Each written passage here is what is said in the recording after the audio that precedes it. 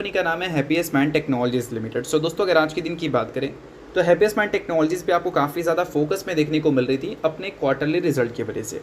अगर हम बात करें दोस्तों इसके रिजल्ट के बारे में, तो इस बार कंपनी के रिजल्ट में सबसे ज़्यादा जो कोई चीज़ फोकस में था तो वो था कंपनी का नेट प्रॉफिट, वो कैसा परफॉर्म करेगा। क्योंकि पिछले अगर 1 साल की बात करें, 3 साल की बात करें, तो 1 साल का रेवेन्यू ग्रोथ अगर आप देखोगे तो 27% का दिखेगा, बट वही प्रॉफिट ग्रोथ नेगेटिव में है 19% से। और वही पिछले 3 साल का प्रॉफिट ग्रोथ सीएजीआर जब हम देखते हैं तो वहाँ पर वो नंबर 24% का देखने को मिलता है। और पिछले 3 साल से कंपनी का जो प्रॉफिट ग्रोथ सीएजीआर है वो सिर्फ 1% है। यानी कि प्रॉफिट को कंपनी ग्रो ही नहीं कर पा रही है, रेवेन्यू ग्रोथ कंपनी का ज़रूर दिख रहा है।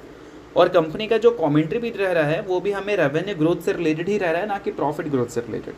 इस चीज़ को समझो।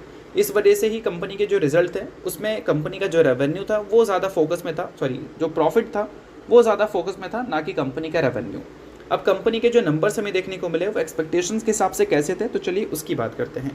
सो देखो दोस्तों, मैंने कंपनी का कंसोलिडेटेड रिजल्ट ओपन कर रखा है। आप कंसोलिडेटेड रिजल्ट अगर आप देखना चाहते हैं, अच्छी तरह से समझना चाहते हैं, तो रिसेंट वीडियो जाकर देखो, वहाँ पर आपको हैप्पीएस्ट माइंड टेक्नोलॉजी का रिजल्ट अपडेटेड दिख जाएगा। अब देखो दोस्तों, इसके रेवेन्यू की बात करें तो रेवेन्यू इस बार कंपनी ने जो अपना रिपोर्ट किया इस Q1 में, वो रिपोर्ट कितना किया 549 करोड़। अब पता है एक्सपेक्टेशंस कितनी की थी 557 करोड़ की। यानी कि एक्सपेक्टेशंस के हिसाब से अगर रेवेन्यू देखोगे तो कम हमें देखने को मिला, बट फिर भी मार्केट को इससे फ़र्क नहीं पड़ा। क्यों भाई? क्योंकि कंपनी के जब हम बात करते हैं प्रॉफिट फॉर द पीरियड के बारे में, तो वो कितना रिपोर्ट हुआ इस बार? वो रिपोर्ट हुआ है 57 करोड़, ठीक है। और मार्केट की एक्सपेक्टेशन पता है कितना थी? 57 करोड़ का ही।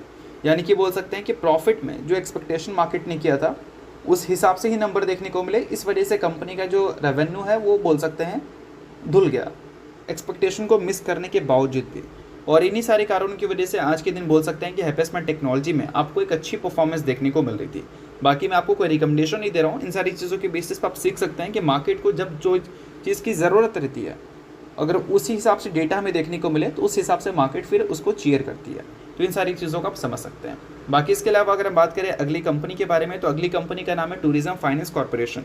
रिसेंटली दोस्तों कंपनी के बोर्ड ने अप्रूव किया है 1:5 के रेशो में स्टॉक स्प्लिट। इसमें कंपनी ने 1 शेयर के बदले अपने इन्वेस्टर्स को 5 इक्विटी शेयर देने का फैसला किया है। अभी कंपनी का फेस वैल्यू जो है वो 10 रुपये का है, आफ्टर स्प्लिट फेस वैल्यू 2 रुपये का हो जाएगा। तो जो 5 शेयर मतलब 5 इक्विटी शेयर जो मिलेगा एक्स्ट्रा स्प्लिट के तौर पर, उसमें फेस वैल्यू 2 रुपये का रहेगा।